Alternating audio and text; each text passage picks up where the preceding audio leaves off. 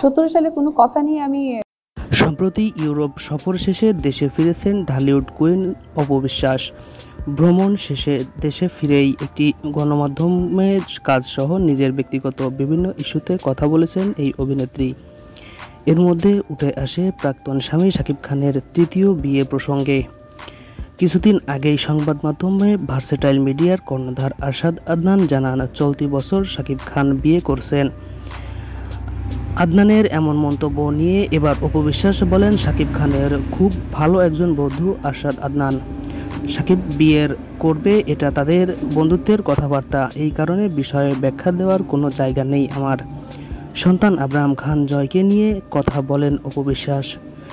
জয়কে লেখাপড়ার জন্য দেশের বাইরে পাঠিয়ে নিজেও দেশের বাইরে বসবাস শুরু করলেন কিনা অপবিশ্বাস। উপস্থাপকের এমন কথাই প্রশ্নের উত্তরে দিতে চাননি অপবিশ্বাস। এছাড়াও অপবিশ্বাস জানান, শাকিব খানের তৃতীয় কেন চতুর্থ বিয়ে নিয়েও তার কোনো মাথা ব্যথা নেই। এ বিষয়ে তিনি কোনো মন্তব্য রাখতে চান না। তার কোনো সমস্যা নেই, সে বিয়ে করুক বা না করুক তাতে তার কোনো আপত্তি নেই।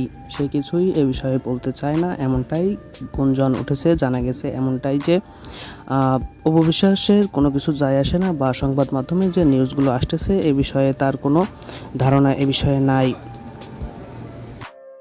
যারা বলছে যে সুপারস্টার শাকিব খানের তৃতীয় বিয়ে প্রসঙ্গে অপবিশ্বাসের মাথা ব্যথা আছে বা অপবিশ্বাসের অনেক জ্বলতেছে, অনেক খোঁচা লাগতেছে, এ বিষয়টা আসলেই ভুল।